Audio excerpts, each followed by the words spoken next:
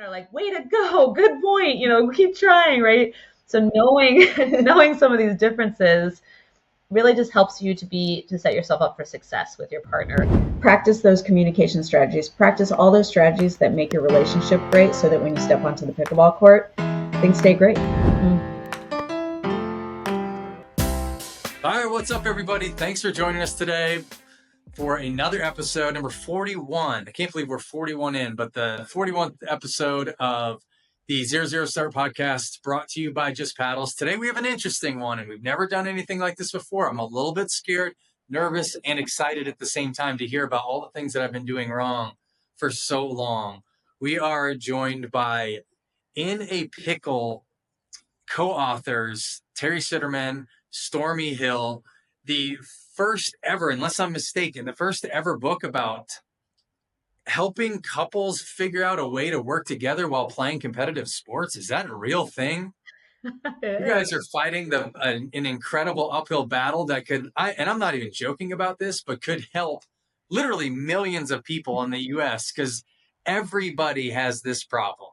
So I'm super excited to talk with you guys and just hear everything you have to say about this topic, because literally everybody listening will be like, I need help in this category. And if they're saying they don't, they're lying, because there's nobody that without some type of guidance can navigate those waters. They're very tough, I think. But before we get into the book and everything else, tell us about how you guys got started into pickleball, because everybody's journey into this sport is a little bit different and super interesting to hear about. Well, thanks, Ben, for having us on your podcast. We're super excited. I'm Teri, and my journey, so we lived in Seattle for 25 years, the birthplace of pickleball. Never heard of it, never saw a court. Came to Austin 2.5 years ago, and Austin has exploded with pickleball. It's amazing. The weather's amazing, so you can play year round. But that's really where we started. We joined a country club, and they happen to have courts.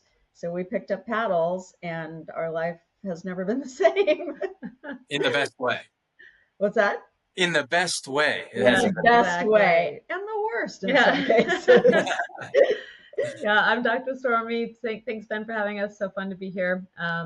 Similarly, my boyfriend about 2 years ago said, hey, let's go play this sport called pickleball, which I'd heard of, but only really barely. And I was snobby about it. I was like, I'm too young. I used to be a tennis player. I'm not playing this sport. This sport's for older people, like really judgy. And then we went and played at a rec center in Salt Lake City, Utah. And this gentleman that was probably pushing, mid 70s, late 70s, pickled us. And I was like, what is this sport? This is amazing. And that was the beginning of this, deep allegiance and love for pickleball and this amazing community that we have. And now we can't get enough. 2 years later, we're playing as much as we possibly can. I love that. And hopefully you've got a chance to get revenge on that guy. And now that you're like a seasoned veteran, years into playing, hopefully you can go back and make sure he knows that you're the better athlete. Yeah, exactly. It was pretty helpful. He literally had 2 knee braces and an elbow brace on, and he was awesome. He was so gracious and teaching us like everyone in pickleball is. It was really special. So tell us about your professional backgrounds then. You guys are super unique. I'll let you get into it, but the super unique and powerful combo of just knowing so much about multiple topics that can help so many people. Tell me about your professional backgrounds and how it's helped the book and how you plan on helping just kind of everybody that reads it. So my background is I'm an executive coach and a ghostwriter. So I've written books for several CEOs, but in executive coaching, I work with leaders in large companies, and we focus on a lot of the same topics that you do in any relationship, which are communication, emotional intelligence, how to motivate people, how to provide feedback when it's not very desirable to get. Executive coaching, I've been in the industry for the last 10 years, and I had written a book from the CEO's perspective that really helped me sort out how I think about leadership. And I am a mental health therapist. I've done it for about 15 years. So working in mental health and substance use disorder. And then I'm also a certified relationship coach. So helping men, women, and couples have better intimacy, better communication, better sex, and just have a better relationship. And so really for us, our backgrounds were like perfect to be the ones to write this book because we saw such a need for it. We also personally struggled with our relationships on the pickleball court, our love partnerships. And so that was really like, we have this great skill set from our, non-pickleball related life, if there is one, right? And how do we bring that to the masses? Because we saw so many couples, ourselves fully included, that needed these tools and strategies to play better and love more. That's you guys are such a powerful combo of like coming from two, I mean, like you said, there's a lot of crossover, I'm assuming, like in just relationships in general, business, personal, a lot of that is kind of the same. Many of those characteristics transfer into each other, but what a powerful combination to write this thing and about the most popular thing in the world right now. It's just, so let's talk about it. The book is called In a Pickle. And I don't know if I was right in saying this or if I was just kind of half kidding, but could have been both. But is it the first ever book that kind of works you through like working together? Because so how many people play with their significant other? Literally millions. There has to be millions of people that play. Yeah. And I'm not even joking when I say this. They probably, I don't know what percentage. I'm just going to guess. 85% of them fight, 90, 100. I don't know, a lot. So tell us about kind of what started your idea to write the book, and then about the book. How is it going to help people? Okay, yeah. So the full title is In a Pickle: How to Master Love and Pickleball and Not Kill Each Other, right? So you can already kind of get a hint of the tone, right? It's meant to be helpful, relatable, and a little bit snarky, right? So there's a lot of humor and sarcasm in the book because we felt like it was really important to give practical tools and powerful strategies, but also to have it be fun and playful because it's pickleball. Like we all are so fond of this sport that has changed our life. And so keeping it fun and playful was really part of the intention of our intention in writing the book together. And we also have a special bond because we're dear friends. We both play with our love partners. We both had to navigate that. And, we play fabulously together when we're playing women's doubles, but when we played mixed doubles with our lovers, it just fell apart. So what would you add? Yeah, well, I would say, first of all, Stormy and I met playing pickleball in Costa Rica. So the bond is real. Yeah, my husband, like many couples, you have a great relationship off the court and you step onto the court and everything goes to hell. And it's just truly like, it's unconscionable in some of the ways you behave. And that's what really happened with us is he's super competitive. I thought I was competitive until I met like super competitive people. And we had to really sit down and decide whether or not we could play together or whether or not we were going to go through a pickleball divorce. So the impetus for the book came from, it was like I felt true despair about not playing with my husband, Raj, because I love that and I want to be that couple. But it was really hard. And Stormy was experiencing it, seeing it in tournaments, and we decided we needed to help people. Yeah, including ourselves. Exactly, right? So like Teri said, this is really who the book is for, right? Is for couples that are trying to play together, maybe with varying degrees of success or non-success, and want to play together and want to improve together. Because my boyfriend and I, when we were first started, it was like all the honeymoon period as far as on the pickleball court. It was like smooth sailing, no issues.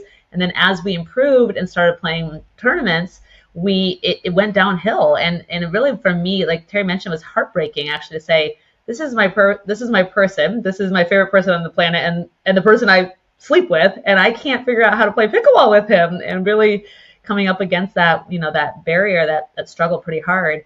Also contemplating pickleball divorce, contemplating not playing together, and then saying like, hey, we have the tools from our professional lives and our personal stories to write a book to help, like you said, Ben, the masses, right? All the couples that are flocking to the courts and want to play together. And then, like Teri mentioned, we saw the same thing at tournaments, all the way up to the pro level with couples in conflict and losing points and love because of it. And so we knew there was a way to help people, and that's what made us write the book. What a unique, it doesn't, nothing surprises me in pickleball anymore, right? Like there's everything. It's like they're gonna have like pickleball, like hand lotion. I don't even know. Like, you know what I mean? Like there's just everything coming out. It's just pickleball everything. Yeah. But this one, when you're like, I don't know, the fidget spinners, right? Or the silly thing, and you're like, how did I not think of this? Right? I'm not saying me because I'm not qualified to write it, but this is something that I think so many people need, and I can't believe like this hasn't come up because it's so darn important. Like it just really is. And take pickleball out of it, I'm assuming like it probably has so many things that whether they play tennis or they play whatever, they go swimming together, whatever it is. Like I'm assuming the points that you're making there expand beyond pickleball. It's not they're not all specific to the game, right? Absolutely. It's an on and off the court kind of guide. Mm-hmm. And you asked Ben if we are the first book that we know of that's on love and relationships and playing a sport together. It just happens to be pickleball because we are massively aligned and in love and obsessed with pickleball. Everyone. Yeah. So, but it's kind of this, unique genre. And we got number one new release on Amazon and racket sports, which makes me chuckle that Amazon has a racket sports category. It doesn't have pickleball yet, but they will. They will. And so it was really, like you mentioned, we were seeing such a need, and we said, we need to write this. And the responses from our pickleball communities has been just amazing, and not surprising because pickleball players are the best humans. So yeah, and they're about to get better. Right? After they read your book, they're going to be better than they were before. So tell us, and I don't want to spoil the book, and I know like there's obviously a ton more.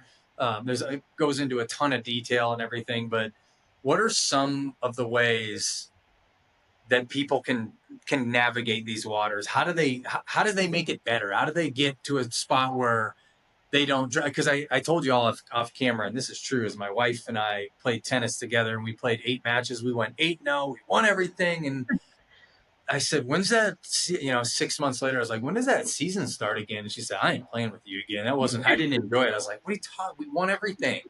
Like we were 8-0. And I got cut. I got released from contract because of it.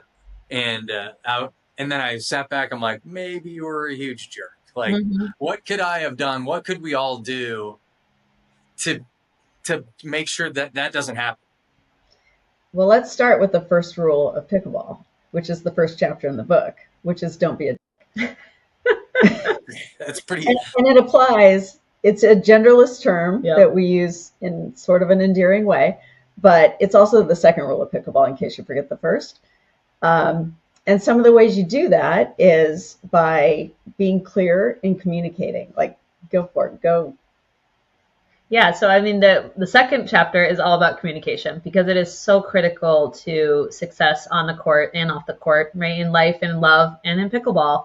And so really, providing, what does healthy communication look like? What does unhealthy communication look like? We talk about the sound of an eye roll, right? We all know what that feels like and sounds like.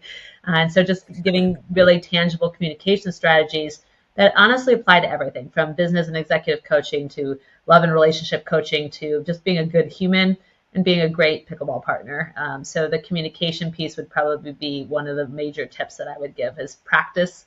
Communication is a skill we can practice and improve upon. The name of the chapter is No One Thinks They're a Bad Communicator, right? So no one wants to communicate poorly. We just haven't learned good skills. So practice good communication skills. Another aspect in the book is emotional intelligence, something we talk about in the world, in business. And what that really means is understanding the impact you have on other people. So how you behave and how it impacts other people.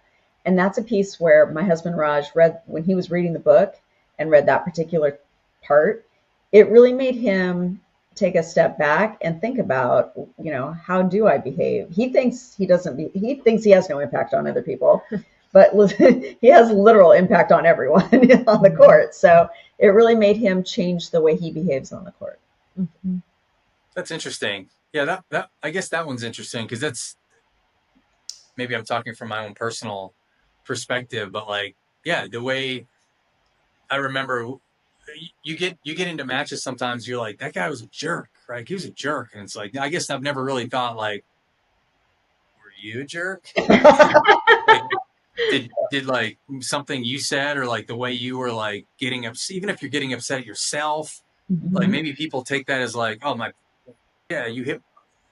I'm upset at myself because I lobbed one up and then someone hit one to my wife and she hit it into the net. It's like, God, it's like, well, I'm upset at myself, but maybe my behavior is like, she thinks you're mad at her and she doesn't know any better. Or even if she does, like, she doesn't like that, like, it's just turned negative and you're kind of, the way you react helps or hurts everybody kind of react in a similar, or reactive way. Totally. And I like to say intention does not negate impact, right? So even if you weren't then intending to, that for it to negatively impact your wife, perhaps it did, right? That might have not been your intention, was even maybe not even directed towards her, but directed towards yourself. But our intention doesn't negate our impact. And on the pickleball court, we feel that very deeply. We say that it's a microcosm of your relationship. The pickleball court is. Because it's so small. Right. And it's a good communication workshop too. So we're undefeated? Is that what you're saying? Is that how I took that? Or maybe. Is that what you heard? Is that wrong? We'll talk about it off camera, maybe. Well, and we actually even made a quiz in the book on emotional intelligence because everybody loves a quiz. We all, especially us competitive pickleball players, like, what's our score? What's your score? What's your partner's score? But really applying emotional intelligence to this court that we love. So communication is, I feel like that's the word you never not hear. You always hear it when it comes to whatever part of, whether you're in business or at home or whatever it is. What's a specific way that they can communicate that like would help? Is it communicating beforehand, like on the drive there, like, hey, what do I do that upsets you so I can try not to? Or is it more positive talk on the court that kind of reassures her or him that like, I'm not mad at you, like let me help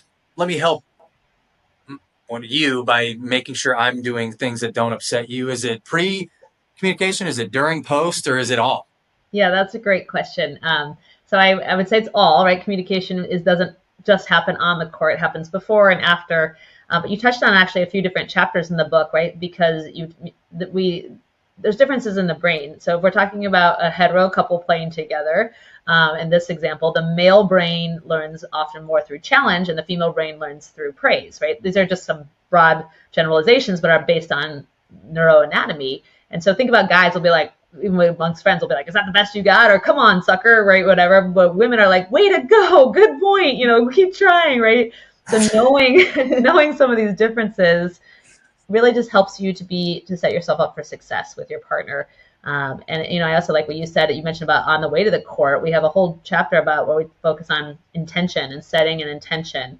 And meaning like if you're in already like I'm in poach energy and I'm gonna poach 95% of the court, and maybe your partner's in like, I just want to go out and connect with friends, like you're probably not gonna vibe together. So knowing each other's intention for the day, for the game, for the rec play, for the tournament is a great strategy too. And what it does is avoid being in tension. Mm-hmm.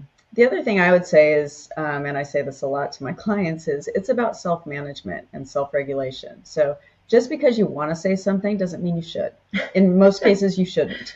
So part of it is just shut up. Just don't we all know it was a bad shot. We didn't mean to hit it into the net, but we did. And we don't need you to tell us that. It's not a coachable moment. Just shut the fuck up. Mm-hmm. It's funny you say that because, and this is my son's. I have 3 boys. 2 of them are sports. 1 of them's only 2. It's coming for him. But the funniest thing I catch myself saying, and I hear other people say it, I'm like, that's the dumbest thing I've ever heard. But I say it all the time. So I'm not throwing stones at a glass house, right? But someone will throw my son a ball and he'll drop it. And I'll be like, catch the ball. It's like, he's probably thinking like, what did you think I was trying to do? You think I was trying to miss it? You think I want to hear you yelling at me to catch the ball and disappoint everybody? Like, that's probably something that you can think in your own head, but don't say it because that did nobody any good. And it is hard. It is hard. Those words come out of your mouth like a friggin' ton of bricks and you can't take them back. And that's the big thing on the pickleball court is it's just like anywhere else. What you say, you can't unsay. Mm-hmm. So tell me if is this stupid? is this not good? So I try to, we don't play the sports together anymore. So that I don't have much history there anymore, but just thinking like how I could, or someone could use this in other asset or other avenues is like, I'll coach my son's sports, and I've a history of like getting maybe a little bit too intense, not like crazy where you see someone on the news or YouTube, but probably too intense for like some kids that are 10 or 7 years old. And I'll write myself a note and put it in my pocket. It says, "Don't be nuts." And it's just 3 words. And like, I write it and I put it in there, and it's like that kind of, all it does is like, it puts me in a mindset of like, before I go out there, it's like, now you have your expectations, because it's easy to get nuts if you don't like kind of expect that something's going to happen where it might trigger you. Right. Is that something that you guys would recommend? Like even like communication to obviously your partner, but like self-communication too. Like, hey dude, think about, is it worth it? Who are you winning $1 million or losing your house if you win or lose this game? Like, is it worth it for the rest of the day, week, month, year, or potentially ever, like to go nuts about losing this thing or barking at whoever? Yeah, it's a great question. I mean, you're talking about really using a mantra, right? Don't be nuts, or don't go nuts, right?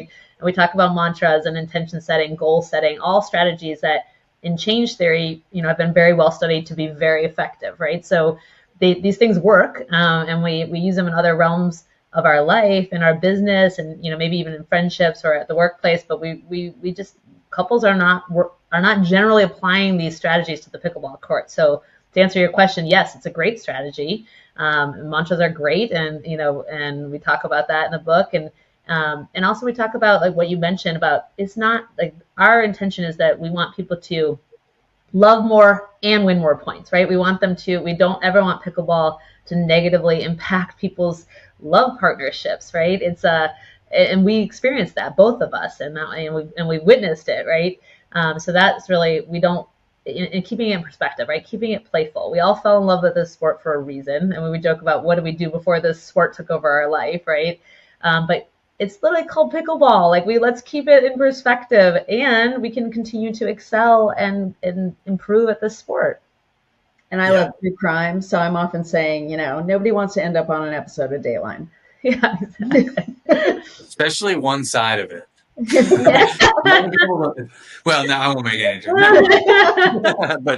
but yeah, no, and you're right. Like, and that's where I think that's super important is like and you correct me if I'm wrong, because y'all know this 10 times, a million times better than me. But like, I felt like communication with yourself was like equally as important to others. It's like, dude, just stop. Like, win a 5U championship and like 10, no one cares. Like, no one cares, especially the kids. And that might be your partner too, like husband, wife, whatever it might be. Like, they might win or go 8-0 in tennis or go 0-10, and they could care less. It doesn't affect their day at all. And maybe that's like where we need to like chat with ourselves. Like, I know you're super intense and you care, but like, don't care about that pickleball match more than like ruining her day or her week or like your potential to play together for the next 50 years, because we can all do that. Yeah. Or your potential to sleep together. That's important too. That's more important than pickleball. So I think it's just so, I can't wait for people to read this. I know so many people have already, and you said like it's a bestseller on Amazon. It's only going to get more popular as this thing continues to get more traction. There's no way though that y'all are done. Like, there's no way that this is the end of the road for you guys, because you've come up with something so awesome. What's next? Is there anything next? You don't have to share any like top secrets, but is there anything that is coming down the pipeline? So our brand is called Love and Pickleball, and our vision for the brand is, we started with the book. Merch will be a natural go-to, but what we really want to do is retreats, pickleball retreats, so we can incorporate something that we love, pickleball, with someone we love, hopefully, and practice those communication strategies, practice all those strategies that make your relationship great, so that when you step onto the pickleball court, things stay great. Mm-hmm. Yeah, and that's really unique, right? That will be unique for our retreats, is focusing on awesome pickleball instruction in cool, beautiful, fun places with lots of outdoor adventures, because we're all playful people. And then also like, how do we actually improve communication, feedback, intimacy, right? All these things that matter on the court that make us stronger as mixed doubles partners and make us, more importantly, stronger as love partners in this world. So that sounds super cool, because I know pickleball vacations is kind of a thing that's starting to become a little bit more popular, but to add that extra element in where you can go with your husband, wife, whatever it might be, and like, just not only you probably leave maybe better at pickleball, but certainly you'll learn a lot more about playing together, but probably just growing as people in general, which I think is, I mean, nobody is ever at their max potential, right? I think that could be really cool. We're excited. We think it's going to be cool. It's going to be fun, right? And you mentioned exactly right? We don't grow in our comfort zone, not in sports, not in life, not in business, not in love. We grow at the edges or beyond our comfort zone. And so creating curated experiences that push your skill level on the court and off the court is the intention behind that. Something for everyone. Is there a date that it might be coming, or is it? Not yet. We'll keep you posted, Ben, because we may actually hire you as our marketing director. Well, that sounds great. I'm the best. I said earlier, don't be nuts, and I put it in my pocket. So I'm not sure I'm the best candidate for this. I think it's perfect. All right. Well, I super enjoyed this conversation. I can't wait to read the book. I know I joked that I couldn't read earlier, but I can, and I'm going to do this because I honestly think that I think that there isn't a person on this planet, whether they play pickleball or not, that couldn't grow, learn, and just be a better person from reading it. Well, and you and your wife may find your way back to the court. Yeah. That's the intention. And not the other court? Not the other court. Correct. That's really good. That's really good. Not the other court. Yes. Well, so I always do this, and the last minute is yours to kind of just leave us whatever words of wisdom that if people are needing a 30 seconds to a minute of wisdom, what do you guys have for us? What's your final thoughts? I would say those eye rolls and those huffs and those are very strong communicative things that people do, and they mean something and they land hard. And so if you want to keep the positive vibe, really pay attention to how you're behaving, not just what you're saying. Yeah. And I think I would say there's a fun strategy of knowing your love language, yours and your partner's, from Gary Chapman's 5 Love Languages, and applying it to the pickleball court. So we have a whole chapter in the book on that, but it really is a great model in a practical, tangible model to apply to the pickleball court. So know your love language, know your partners, and apply it to the pickleball court. I love it. Well, and go pick up In a Pickle, because it's going to be awesome. It's going to help you. I'm doing it immediately, and hopefully it continues to be the bestseller on Amazon. We can't wait for your couples retreat stuff and learn more about that, but I love what y'all are doing. I think it's so cool. It's super unique and very important. And I want to thank you for your time. I know you're busy. I know you're in Costa Rica right now, so there's a beach calling your name or some courts with a gentle breeze. Like you're making us a little bit jealous, but thank you so much for your time today. I really enjoyed this a lot. Thank you so much. So much fun. And people can find us on Love and Pickleball on Instagram, love_and_pickleball, and they can pick up the book on Amazon. It's a great holiday gift. That is seriously a great holiday gift. And if I know so many people are so busy, and it's December, and maybe pickleball is not being played as much now, so it's a perfect time to read it, get it done, and you can kind of, while you're probably hibernating a little bit on pickleball as much, you can read it over the next couple months, and then boom, once March hits and the weather starts to turn a little bit, for those of us who don't live in a tropical island. It's like the perfect time to read up and get ready to go for the spring season. It's a quick, fun read. Awesome. Well, thank you guys again, and hopefully let's do this again sometime. It was fun. That sounds awesome. Thank you. All right. Bye now.